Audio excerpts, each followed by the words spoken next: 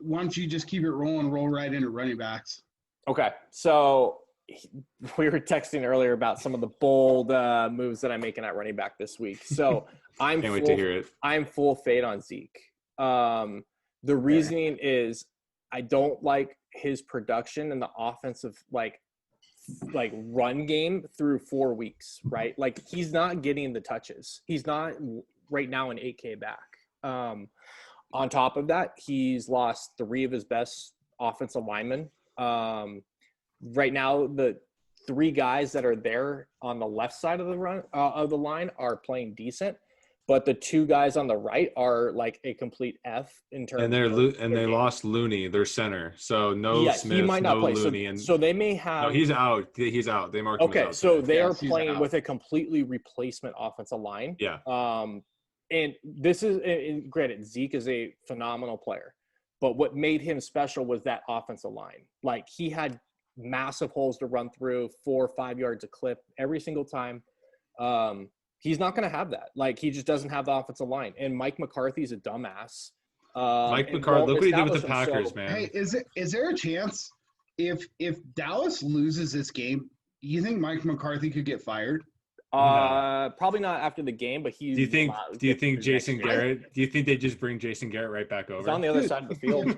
If it's a Jason Garrett revenge game. That's why I'm off Dallas this week. If he loses to Jason Garrett, I think Jerry just fucking fire him right there on the spot. He could Lane Kiffin him on the tarmac for sure. But I don't believe like this running game. Like this is Mike McCarthy who like Aaron Rodgers could not stand because he wouldn't let him cook, and like he just didn't believe in a 2-sided game. Like the proof is in the pudding now. Like okay, he's getting 12 to 15 carries a game. So yeah, I'm not paying 8K for him.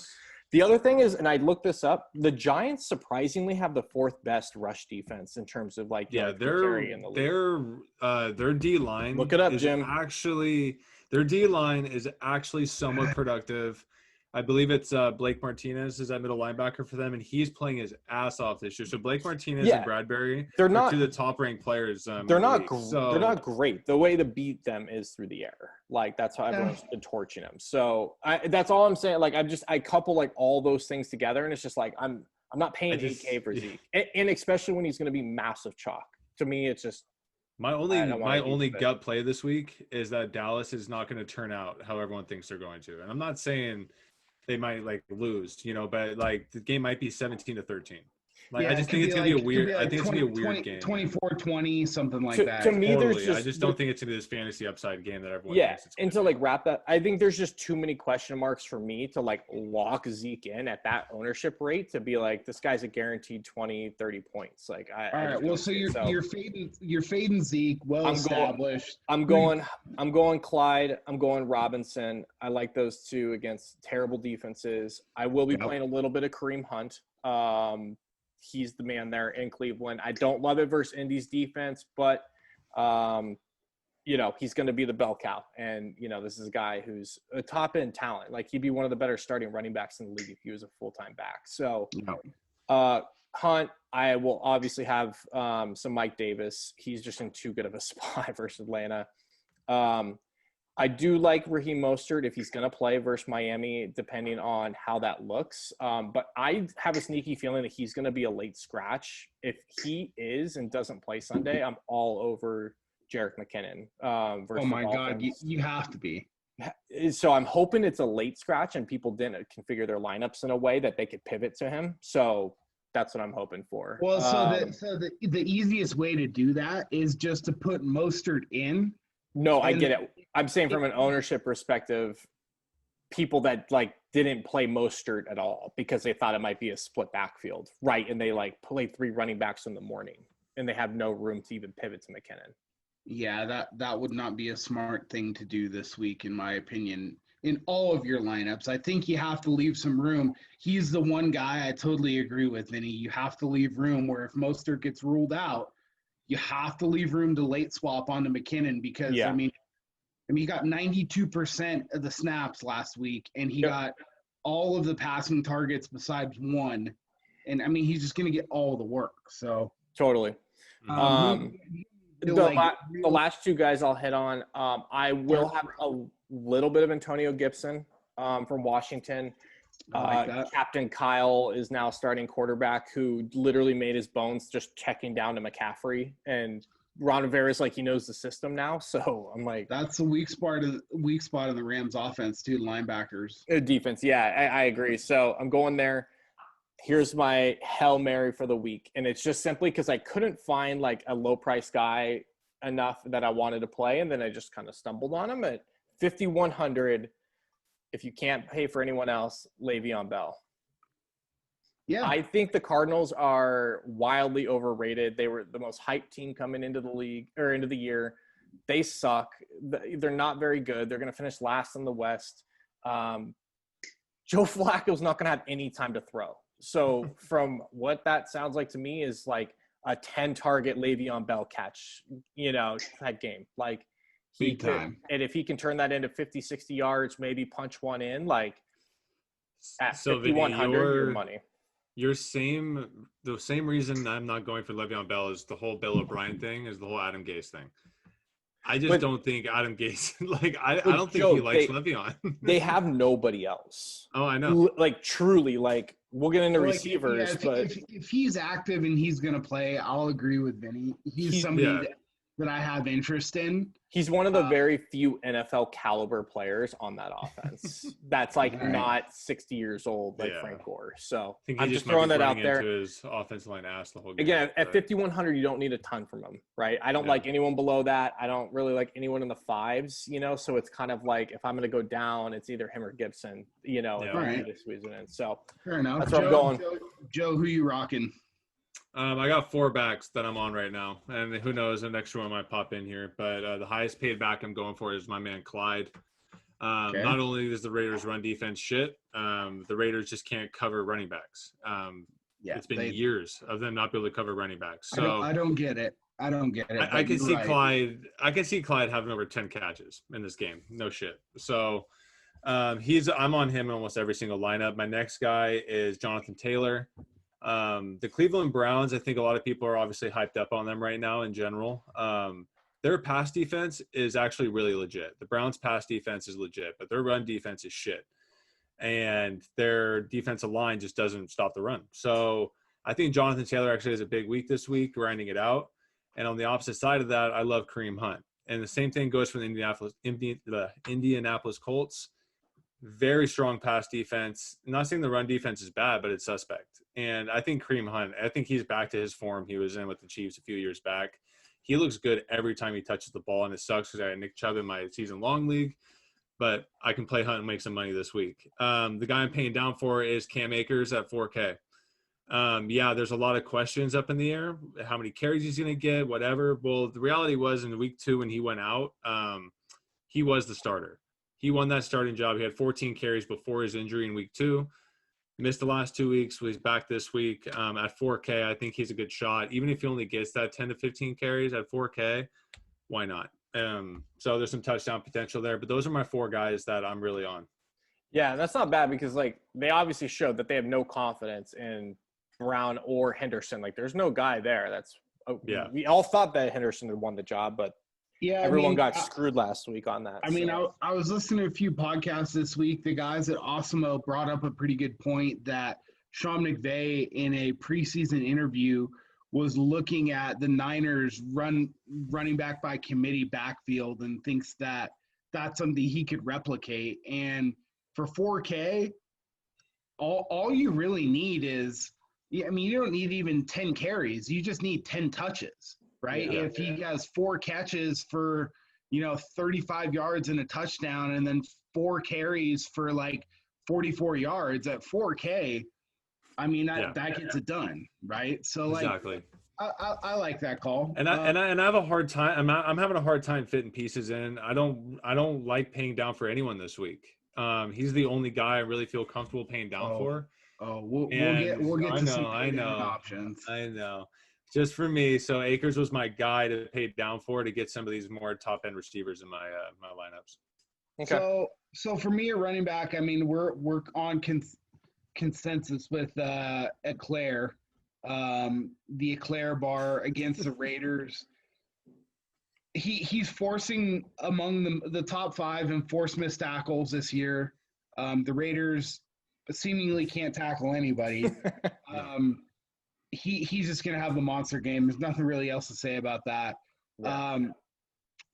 A guy that I am 100% fading and may never play again, and I played him a few weeks.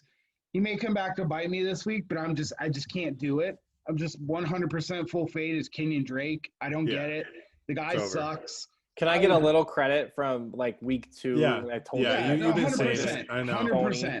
My hand shakes every time I pick him because of you. Dude. So, look, this week, based on the usage, I'd much rather play Chase Edmonds at sub 5K. I thought about that, honestly, but yes. I have him in a couple lineups. I have probably about 5% exposure to Edmonds purely based on his pass catching ability. But so up top, it's Edwards-Helaire. My full fade is Drake. I am going to be playing Gurley. Atlanta has showed me time and time again that when they get toward the goal line, they're just going to put Gurley in. I mean, even in like blowout time on Monday night, Brian Hill is working it all the way down the field. They get down to the 2-yard line, they yank him out, put Gurley in, and give him the touchdown. Like, he is 100%. What's his face? The guy who played for the Patriots. God, why can't I think of his name right now? Lawrence Maroney? No, more recently than that. That would just like get like 4 touchdowns on like 10 carries for like 34 yards. Yeah. God, why can't I remember his name? But so like Gurley at his price point, just like 5,700. They're playing the Rams, okay, like or the Panthers, like the Panthers are hot garbage. So go ahead and give me that. I like every time I look at it, the more and more I look at it, I like Joey's call with Jonathan Taylor. The one guy, like I mentioned in our open, who I'm going to play at 3 to 4% ownership, but it has the 6th most expected fantasy points this week from the running back position, Joe Mixon. Baltimore's defense, their pass defense is much scarier right now than their run defense and the way that their linebackers are covering backs. Joe Mixon has proven time and time again they've gone away from we're going to play Giovanni Bernard in the passing situations. They're just playing Mixon all the time now. What's his ownership real quick, Jim? 2 to 3%. Okay. I was just a little worried like people would just be chasing after last week, you know?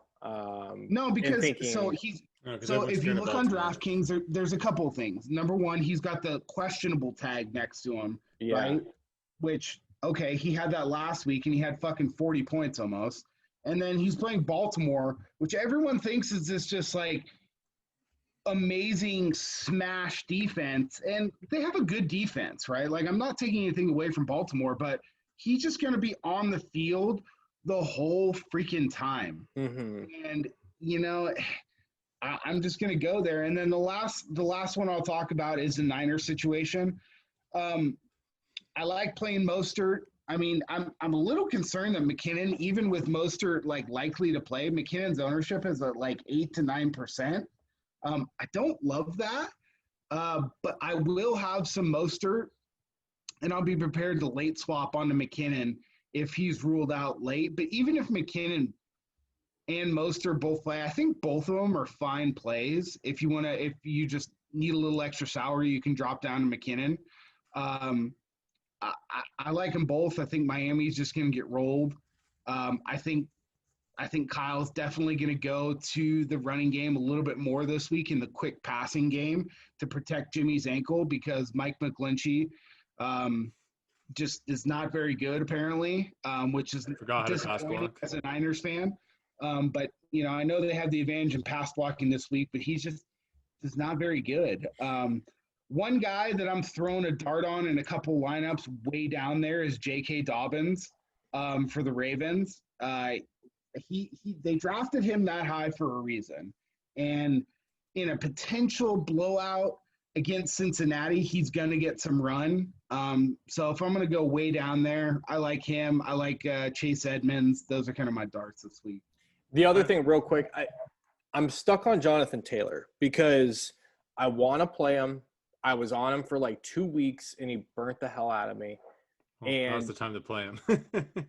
yeah, dude, I'm stuck I think now's the time to play him, Vinny. I think he's a rookie, so I think that he needs to prove himself a little bit to be able to be out there for all 3 downs. And I think going back, I was watching a little bit of film this week.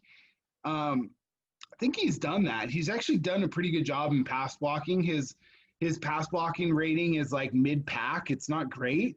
Yeah. But I think versus the Browns, I mean, they have a really good pass rush, right? So I think you're going to see a lot more screens, a lot more draws, a lot more quick passes to the running back. They have a really good offensive line, and I just think that, we're not alone here. Joe's on to something. FTN Daily has him rated as number 5 for expected fantasy points at the running back position out of all the running backs, and he's coming in at 4 to 5% ownership. Yeah, for sure. And I think Kareem Hunt gets a little bit of a bump too. I totally forgot that Darius Leonard, who's not the best defender, he's the second best in that Colts defense, is ruled out already for them. Yeah. So I mean, that's an issue. I don't really know about Cleveland. I don't know what the hell they're going to do. They could come out passing the ball a little bit more, I think. I think this is not a good week for Baker, and they're just going to have to start leaning on Kareem very early. Well, I think Stefanski's going to be the game flow. Stefanski's kind of shown that like he's actually a real coach and like how we'll have a game plan, and their game plan in Cleveland, winning games has been run the ball and let Baker just kind of dip dunk here and there. The big thing I want to warn all of our listeners, especially our international listeners, shout out. The Browns did face the Cowboys defense last week, so. Don't get too high on Baker Mayfield and Odell. Sure. And it's like, no, it's Kareem Hunt, and that's pretty much it until we get to someone later.